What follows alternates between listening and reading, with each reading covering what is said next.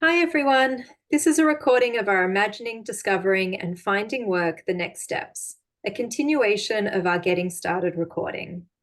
My name is Talia Rashan and I am a Capacity Development Coordinator at Resourcing Inclusive Communities, which is an initiative of our larger organization, Family Advocacy. And I'm joined by my co-worker on the project, Katie Hodges. Hi, Katie. Hi, Talia. So we're going to start with our acknowledgement of country. We acknowledge the traditional custodians of the land on which we are meeting respectively on today, and we pay our respects to elders past and present. I reside in Sydney and pay my respects to the Gadigal people. And I reside on Sydney's northern beaches and pay my respects to the Gadigal people. We acknowledge the sorrow of the stolen generations and the impacts of colonization on Aboriginal and Torres Strait Islander people. We also recognise the resilience, strength and pride of the Aboriginal and Torres Strait Islander communities. The image in this slide, welcoming everyone everywhere, was painted by Mr. Adam Bishop, a Wiradjuri man with disability who resides in Western Sydney. This artwork was created by Adam for Family Advocacy and is Adam's interpretation of our vision of inclusion.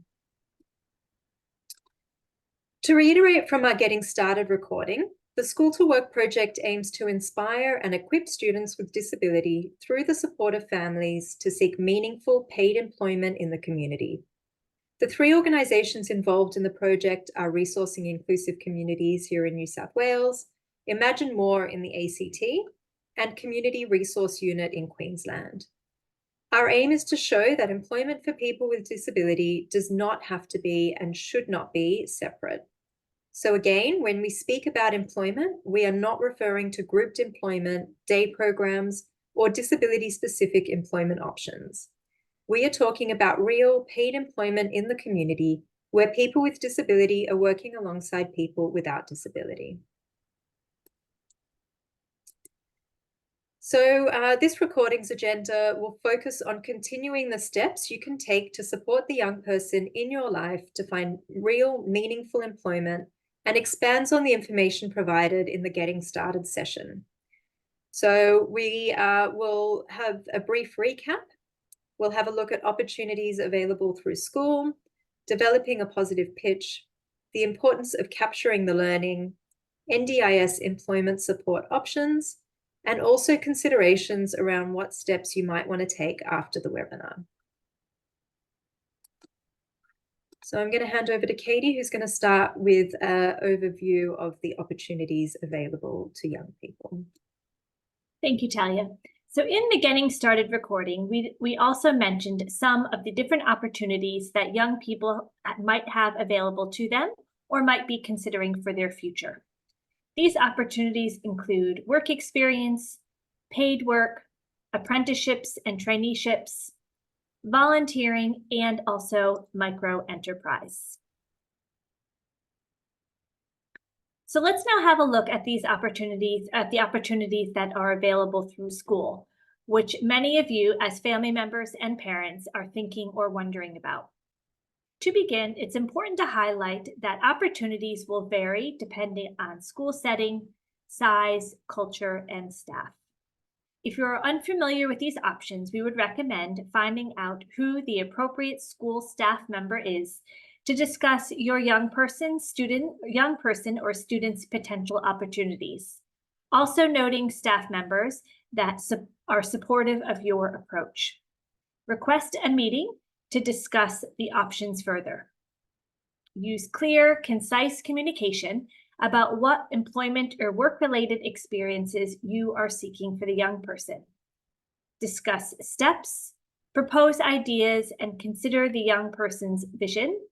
Share the goals and high expectations that you have for the young person's life. So again, through school, there are different opportunities. To start with is work experience, which typically takes place in year 10. However, if this hasn't occurred for the young person, it is still an option. And we recommend speaking directly to the school. The experience should be tailored to the individual in relation to their contributions, interests, and conditions for success. all the while supporting the young person to gain knowledge, skills, and experience from the placement. Be mindful of seeking out options that are typical of the young person's age, that are community-based and not in segregated environments. The School to Work project has developed a webinar specifically around accessing work experience through school, and we encourage you to keep an eye on our website for the next day and time of that session. In addition, a school-based apprenticeship or traineeship, often known as an SBAT, combines paid work, on-the-job training, and formal study, and earns a student units of credit towards their HSC studies. An apprenticeship helps a student learn a skilled trade, such as plumbing or commercial cookery, whereas a traineeship allows a student to undertake vocational training in industry areas, such as information technology and hospitality. The requirements for an apprenticeship are different to the requirements for a traineeship, so we'd recommend to carefully consider each option. If your young person is thinking about completing an SBAT, you can start by thinking about occupations that may interest your young person, or having conversations with them about what occupations they might want to explore. The next step would be to discuss options with the school career advisor. As an SBAT is a school-based program, the school will be your first point of contact. There may also be supports available from both career and transition advisors. In the public system, a career advisor helps students explore education and career options through various activities, while transition advisors ensure that all students are known, valued, and have the opportunity to engage in activities, that is, experience successful transitions to post-school years. Be aware that many schools have a careers website, which will list the opportunities and experiences that are available for students. There is also the support teacher transition role, which is only available to students enrolled in public schools. These individuals assist students with disability and additional learning and support needs, their families and teachers to develop transition plans. The plan is tailored to support a young person to move from school to adult life. The plan typically addresses goal setting, readiness for employment, and possibly further education.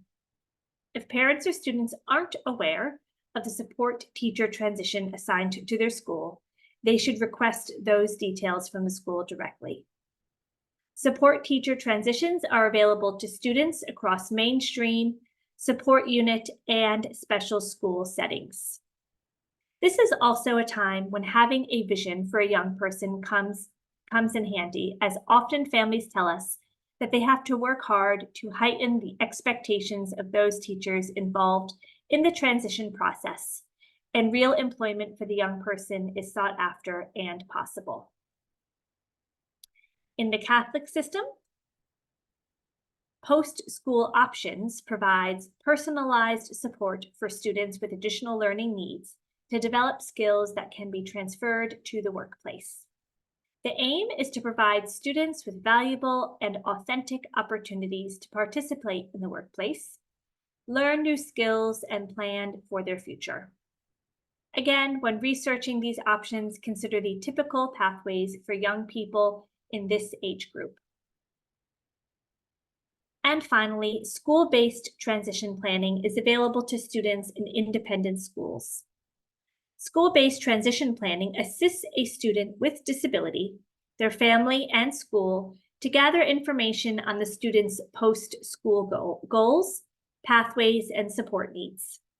This information can then be shared by the student and their family. Investigate what is available at your specific school, as there are variances between them. So just some tips for working with schools. First, make sure the school knows your vision for the person. Let the school know from an early age that it is an expectation for the young person to access work experience just like their peers. Be mindful to keep a positive relationship between yourself and the school. Emphasize inclusion in the mainstream community and that this needs to be a focus on what work experience opportunities will look like and not disability-specific services. If the young person currently requires adjustments for school learning, this can facilitate discussions about the possible adjustments in the workplace. Take the time to plan and think about what the young person likes to do and their skills. Many parents say to us, "I wish I'd started earlier." This also means speaking to the school earlier and/or considering what businesses are in your community and who you can approach about possible work experience opportunities. And don't just leave it up to the school. In many cases, work experience is not naturally offered to students with disabilities, so be proactive. And finally, you can always contact Family Advocacy to help you think through what further options may be available. So much of this information on this slide comes directly from the Conversations for Collaboration website, which outlines a student-centered approach to parent-educator collaborative engagement. And we will include that, that information can be found through the Family Advocacy website. So it's called Conversations for Collaboration. So whilst there are opportunities available through school, work opportunities can also be organized through and by families. So it doesn't always have to be school-based. Seeking real, meaningful employment with real pay can happen through the typical pathways for all people. First, it might be helpful to start by reflecting on the person's vision. It can help to clarify what is important to the person, what they enjoy, and how they want to spend their time and their dreams. It is possible for families to create work opportunities by using the connections and networks that you have to the community through your friends, family, neighbors, and acquaintances. Approach workplaces that align with the young person's interests, attributes, and skills to see what opportunities are available. And if you have a circle of support that we mentioned in the Getting Started recording or a network of support, make this a key priority the next time you meet to get new ideas flowing about what opportunities may be out there. Also, be able to describe the type of work you are after. Is it volunteer work, paid work, or part-time work? It is also important to consider conditions for success. These are the things that need to be present or not present for a successful experience. Consider things such as the location. Is the experience close to home or another specific location? Transportation to and from the work experience. Would the person be walking, riding their bike, or using public transport?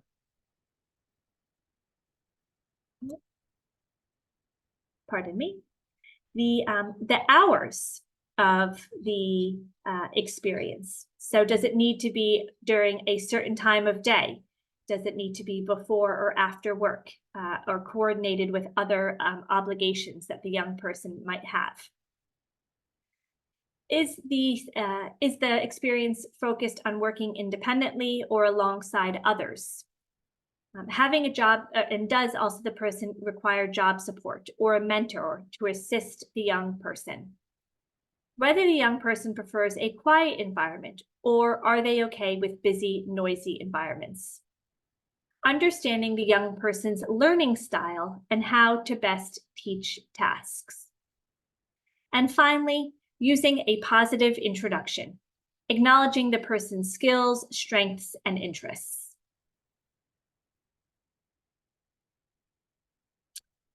So to continue on with conditions, again, location. Is the experience close to the person's home or again, another specific location? As we mentioned, how will the person be traveling to and from the experience? Will they be walking? Will they be riding their bike? Or is it an opportunity to practice using public transport? As we mentioned, hours or times of day. We know of a few individuals where they might work better earlier in the morning or in the afternoon. And so that's helped form what the conditions of the job look like. Does the person prefer to work independently, or do they want to work alongside other employees or a specific group employees? For example, other young people of the same age. Will the individual require job supports or a mentor to assist the young person in the role? Whether the person prefers a quiet environment or are they okay in busy, noisy environments? So those are the environmental factors. And again, understanding the young person's learning style and how to best teach them a task. So I'll now hand it over to for Talia to talk about positive pitch. Thanks, Katie. So positive pitch can be utilized whether you are supporting the young person into a work experience role, paid role, or volunteer work. The strategy focuses on delivering information about the young person to a potential employer or business where an opportunity might exist. A pitch is a thoughtful, personal approach to describe the young person, who they are, what they have to offer, and why an employer should consider them.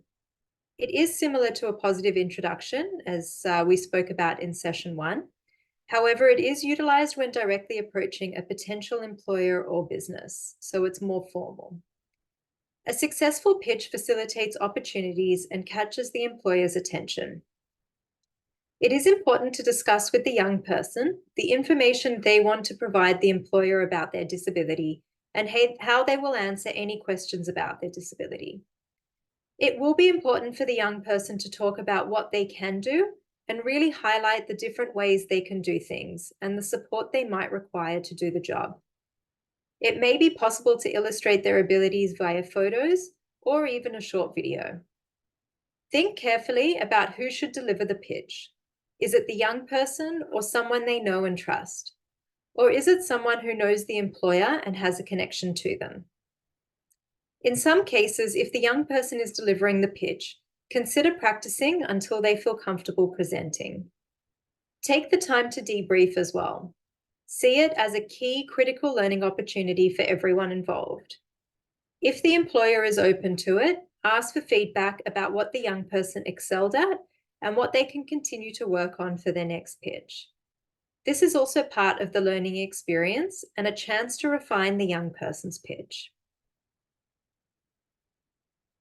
So here on the screen, we have an example of what a positive pitch might look like. And this one is, I'd like to tell you about a young man I know named Jack, who is looking for a work experience opportunity in his local area. I've known Jack's family for about 8 years. He is currently in year 10 at his local high school, where his favorite subject is science. He is a very detail-oriented person and is great at focusing on a particular task for a designated period of time.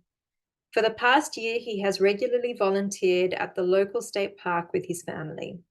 He is very enthusiastic about finding a job in the future, and we feel he would gain a lot from having an experience at your company.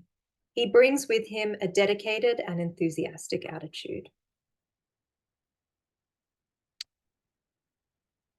So we're now going to show you a video called The Research Technician. After the video, we'll also revisit some of the themes that are captured. This video comes from our partners on this project, Imagine More.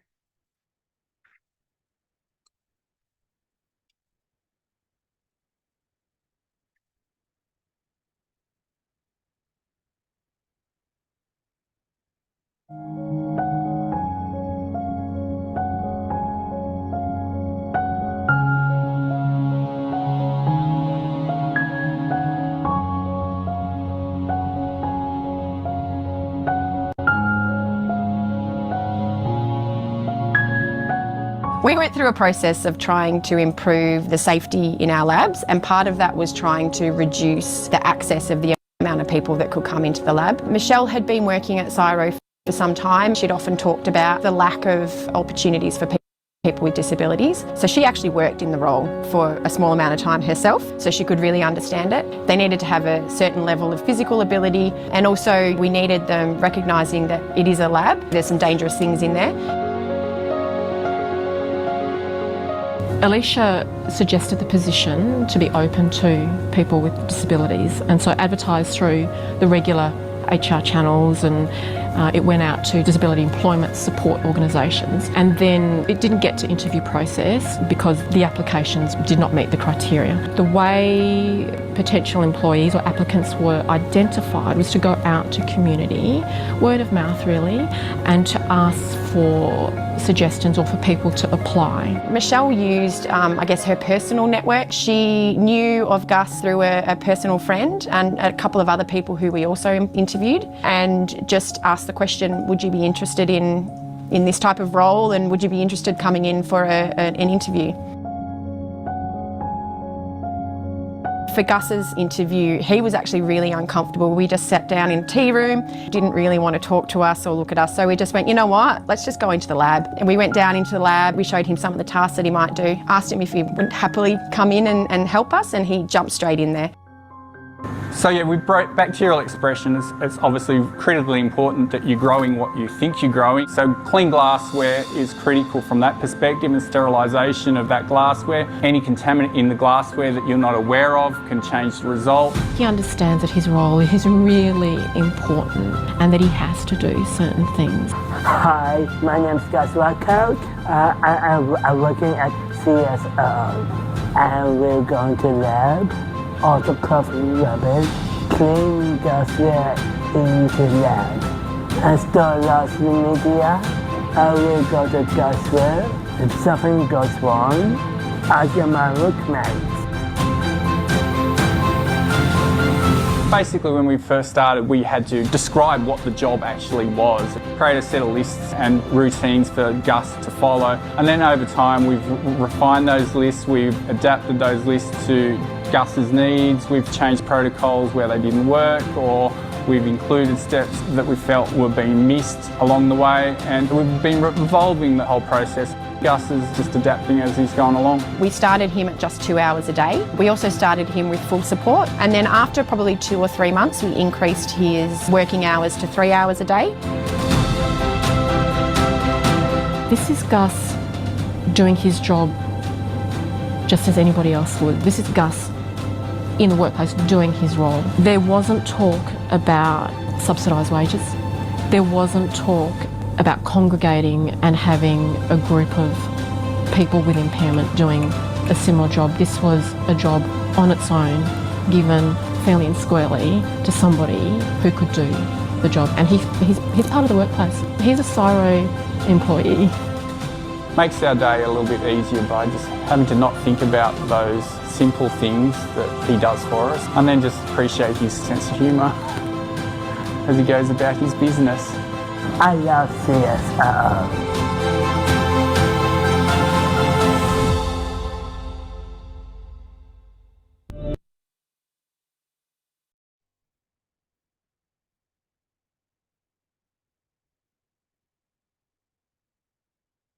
Thanks, Katie.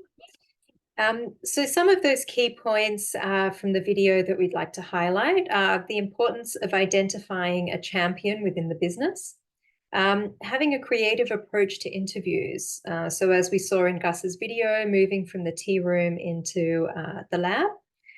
The fact that Gus plays a vital and meaningful role. He's essential for the success of the lab and experiments being conducted. Developing and refining the role, so making adjustments when needed, creating lists and instructions to follow, which, as we heard, was an evolving process, gradually increasing work hours and decreasing the support required, and also the fact that Gus works in a real job and he has real work for real pay. So as we saw, one of the points Gus's experience speaks to is flexibility required in the interview process, or a consideration around alternatives to interviews. For most people, attending a job interview is a daunting and challenging prospect. We also know that these practices are not conducive to supporting people with disability into a role. Therefore, consider what an alternative to this process could look like and what adjustments can be requested to best support the young person.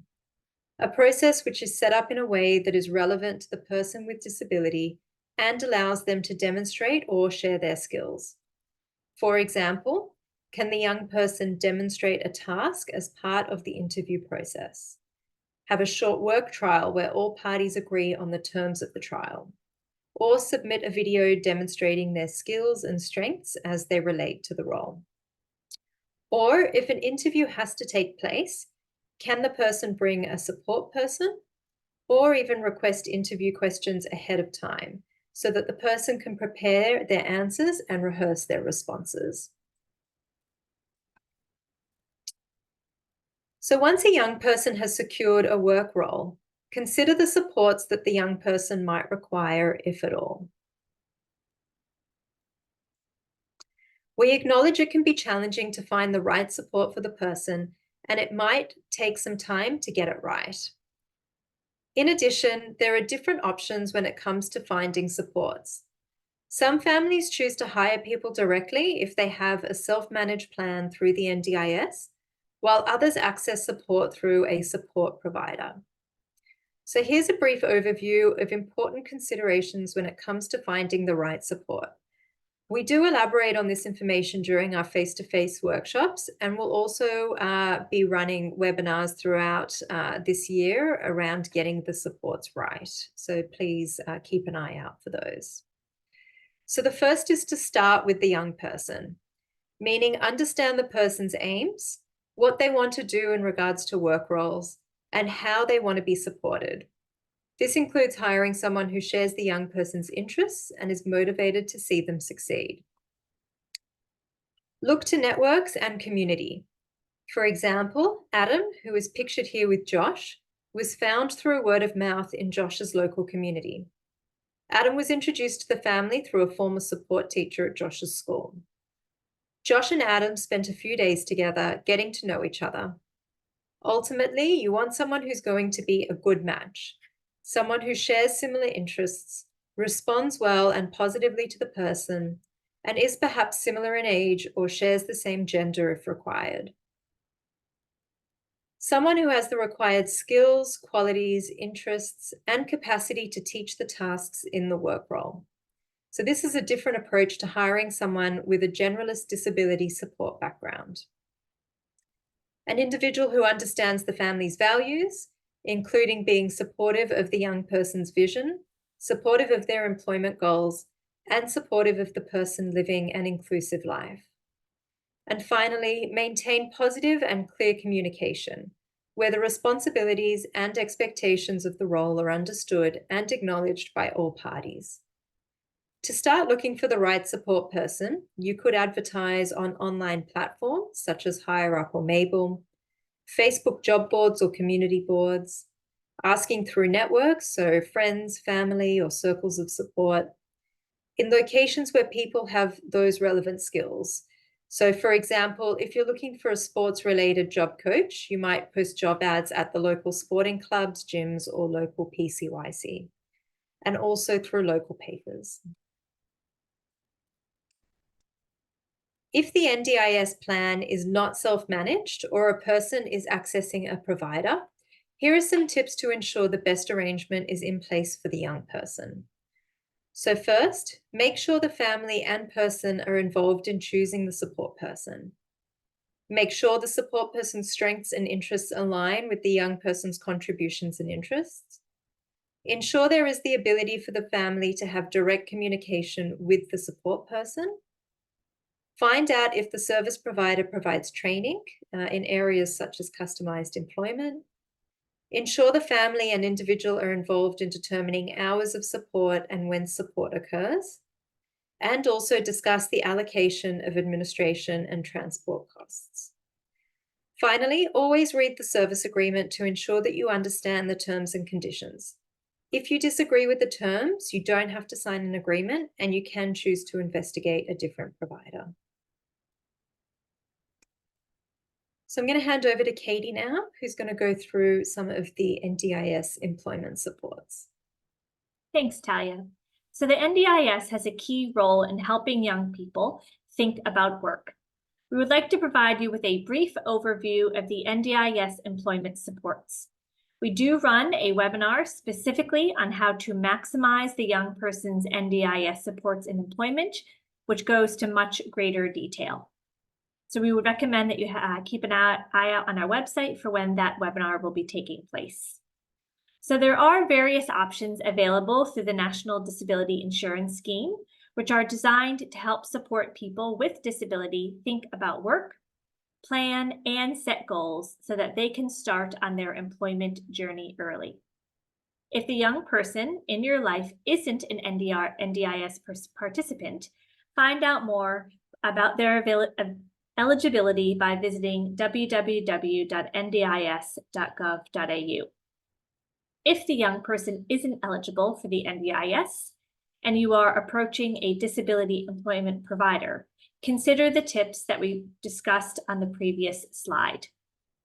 If the young person is eligible for NDIS, supports are available, but of course they won't be the same for everyone. A good place to start is with the young person's vision if you have one. So for example, here we have the vision of a young man named Josh. We showed his video in the Getting Started recording.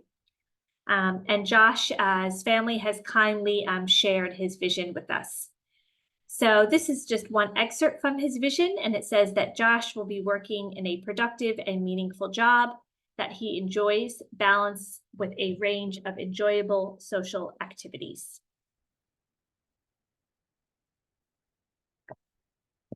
Next, determine the employment-related goal as they relate to the young person's vision. In order to access funds to support employment opportunities, the young person needs to have employment-related goals in their plan.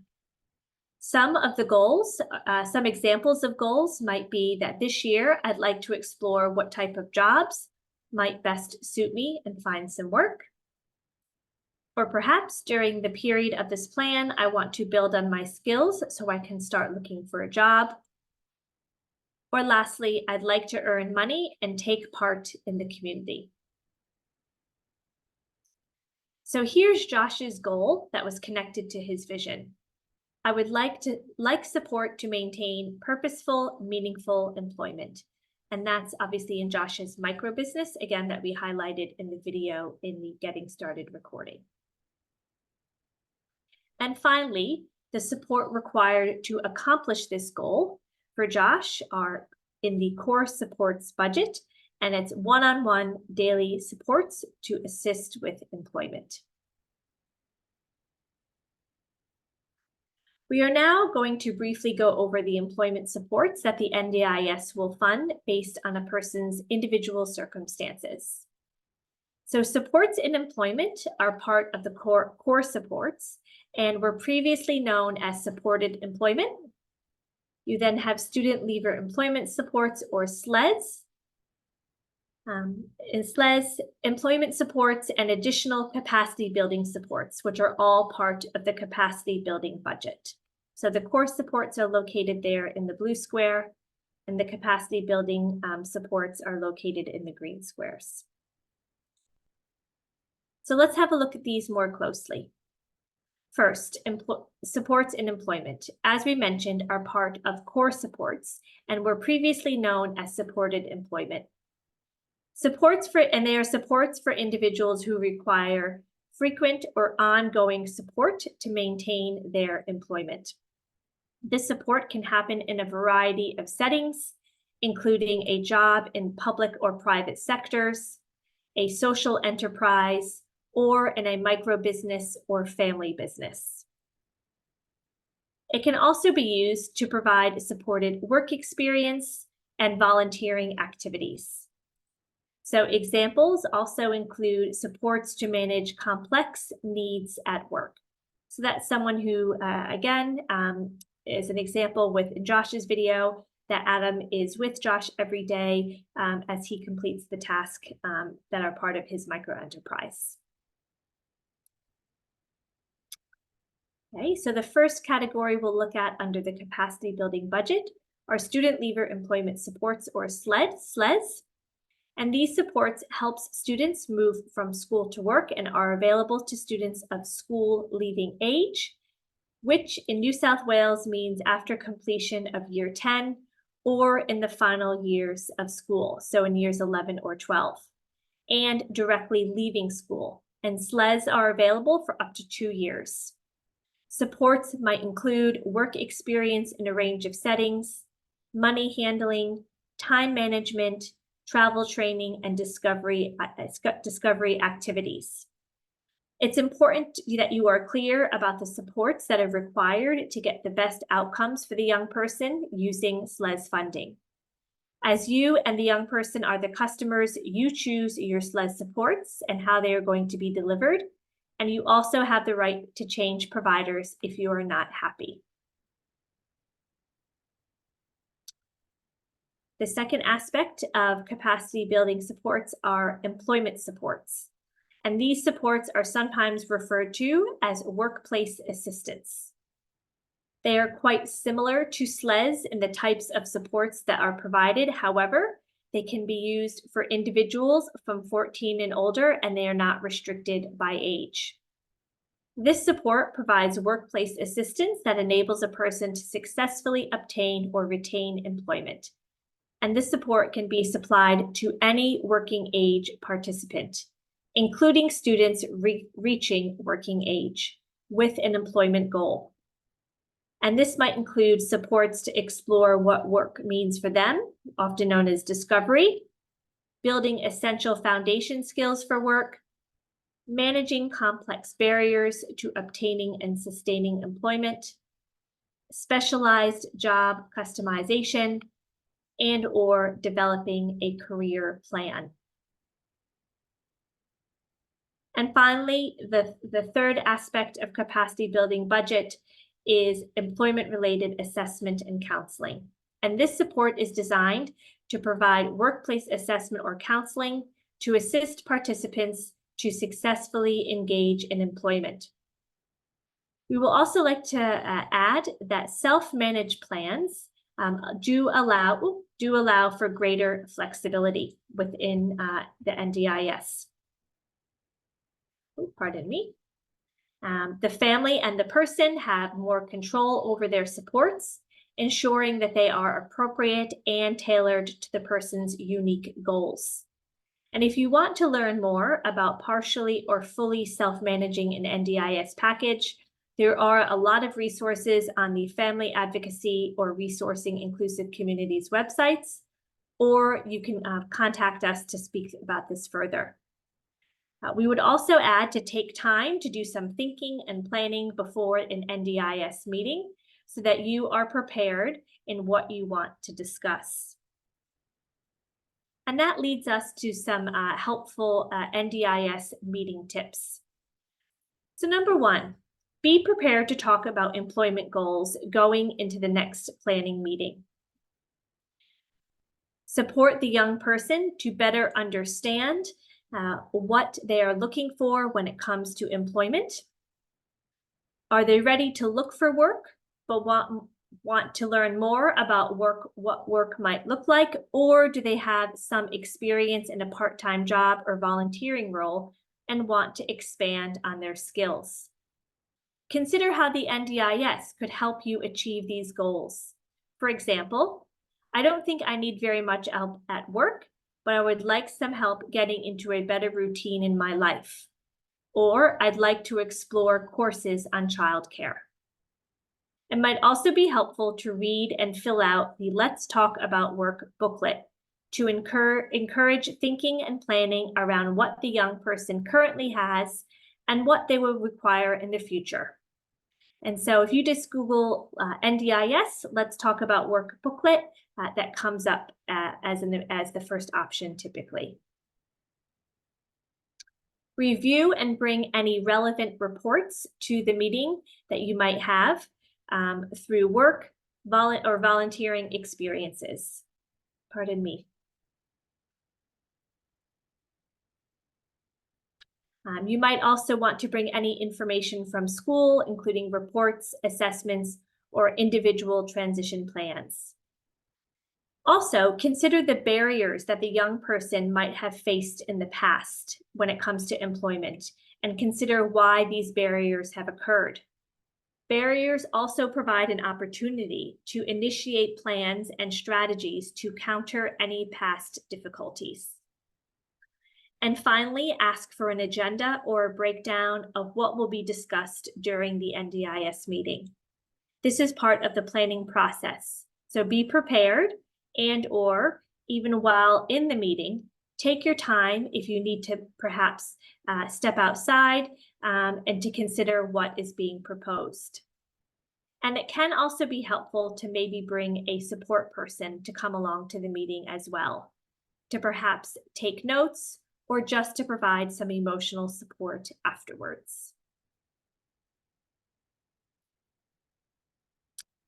So I'll hand it back over to Talia to talk about capturing the learning. Thanks, Katie. So with any of the work opportunities you've heard us talk about, you can consider implementing a system or method to capture the learning from the experience. So on the screen, you'll see an example pop up from a young man named Jack. In this experience, Jack worked at a local department store where he had several responsibilities, including folding, finding and hanging stock, displaying shoes, unpacking appliance boxes, straightening shelves. And in this example, you can see he's unloading pallets. So for each responsibility, a description was written of that specific task. Along the bottom, there are 5 stars, which Jack used to rate how much he enjoyed the activity, ranging from 1 to 5. You want the young person to be able to identify what they enjoyed and possibly be able to describe why they enjoyed it, or what they didn't enjoy and why they didn't enjoy it. It will also be helpful for others to evaluate the young person and ensure that the right person is assigned to undertake this task. You want the experience to be more than they had a lovely time. Even if the young person didn't enjoy the experience, it's important to understand why and use that information moving forward. So document any experiences that the young person has.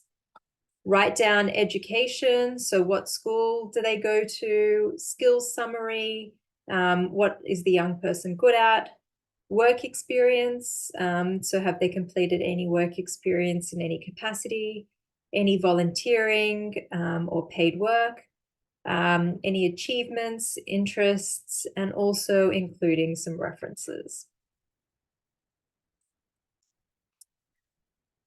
So that brings us to the end of this recording. And what we would suggest is that you try and identify one goal or one step that you can take to support the young person moving forward. Again, we also ask that you continue to consider how you can engage the young person more completely in the conversation around employment. And if you do have any questions relating to any of the information that we have shared, or if you'd like to have a discussion around employment for your young person, then please feel free to contact us. You can call us on the numbers listed on this slide, or please also feel free to send us an email. And be sure to check our website and social media pages for any more information. Thank you, Katie. Thank you, Talia. We'll stop the recording now. Wonderful, thank you.